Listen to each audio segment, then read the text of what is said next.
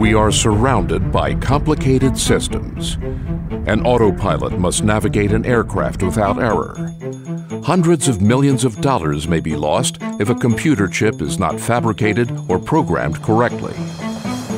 Carnegie Mellon's Edmund Clarke invented model checking, a method to make sure complex systems like these are error-free before they are ever built. I never liked to fly, although I've done my share of it, I wanted to do something that would make systems like airplanes safer. Clarke was born in Smithfield, Virginia in 1945. He has been married to Martha for 45 years. We went to the same high school. Her locker was beside mine. Martha shared Clarke's love of science. She is the admissions coordinator in his department at Carnegie Mellon. I know exactly what made me want to be a scientist. When I was 8 years old, my uncle gave me a chemistry set and showed me how to make gunpowder. I was the first one in my family ever to graduate from college. In fact, he graduated from 3 universities. After receiving his PhD in 1976, he taught at Duke and Harvard. After doing very theoretical work, I was dissatisfied. I had wanted it to be more applied. At Harvard, Clarke and his graduate student Alan Emerson had an idea that would have many applications. How can you make sure that complex systems always perform as they should? Clarke and Emerson found a clever way to represent and test systems by computer. You construct a model for it. You try to validate the model in order to make sure that the final device you're building will be correct. Clarke developed the first working model checker shortly after he moved to Carnegie Mellon in 1982.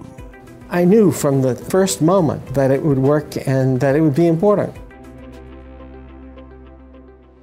A model checker finds errors in a system by testing how the system's computer model behaves under an exhaustive combination of conditions, or states, tested one by one automatically by the computer.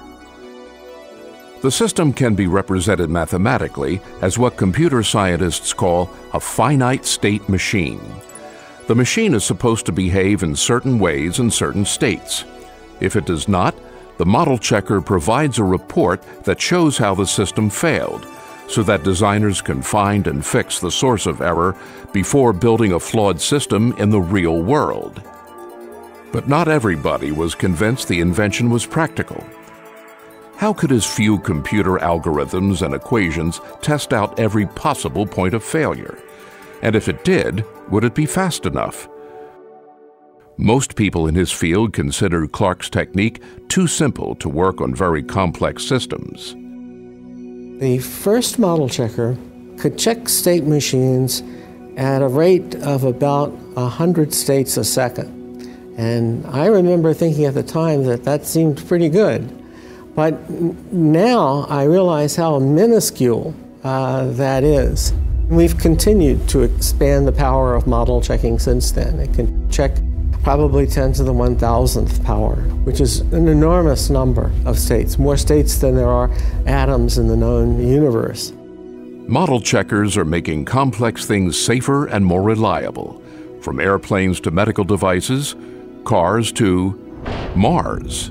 A colleague of mine, Gerard Holtzman at NASA JPL, on the Curiosity Mars rover, was able to use his own model checker and find all of the errors before they launched the probe, and so far the probe has worked quite well on Mars. Clarke's many students and postdocs helped him develop model checking and are now working in companies, universities, and government institutions, anywhere that makes complex systems.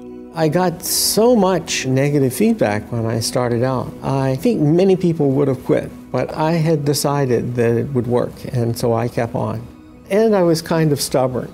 I think that stubbornness is an excellent quality for a researcher to have. You don't want to give up on something too quick.